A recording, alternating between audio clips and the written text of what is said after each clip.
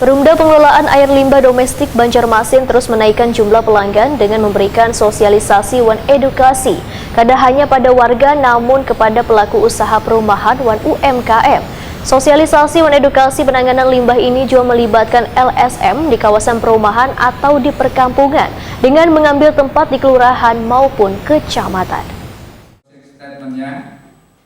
Perumda Pengelolaan Air Limbah Domestik Banjarmasin terus menaikkan jumlah pelanggan dengan memberikan sosialisasi dan edukasi kada hanya pada warga namun diberikan pula pada pelaku usaha perumahan dan UMKM. Direktur Perumdapa Domestik Banjarmasin Insinyur Endang Waryono MT Wetakuni Prima TV Jelang Kamarian Jumat 11 Maret 2022 memadahkan sosialisasi dan edukasi penanganan limbah ini juga melibatkan LSM terutama di kawasan perumahan atau di perkampungan dengan mengambil tempat di kelurahan maupun kecamatan, termasuk bekerjasama dengan Asosiasi Pengembang Perumahan dan Permukiman seluruh Indonesia di Banjarmasin serta Dinas Tenaga Kerja Koperasi dan UMKM Banjarmasin supaya pelaku usaha dan UMKM bisa menjaga lingkungan dari limbah. Endang Waryono menyatakan harus jeli dan teliti dalam memberikan pengertian pada warga supaya mereka bisa menjaga lingkungannya dari limbah hingga akhirnya bisa menjadi pelanggan. Karena masih ada sebagian warga yang beranggapan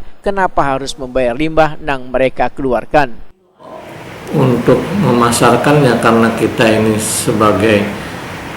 pengelola air limbah domestik ya, karena masyarakat punya mindset bahwa yang mereka keluarkan adalah limbah, kenapa mesti harus bayar katanya. Nah, ternyata kalau kita bercermin kepada permasalahan yang kedepannya bahwa dengan kita memperbaiki lingkungan dengan mengolah air limbah domestik ini akan berdampak kepada sanitasi, baik itu kepada sanitasi masyarakat maupun lingkungan badan air penerima, seperti yang ujung terakhir dari hasil olahan kita sebagai limbah domestik ada kepada effluent yang masuk ke badan air penerima yaitu sungai, yang notabene bahwa sungai itu sebagai dasar sumber dari air baku PDAM.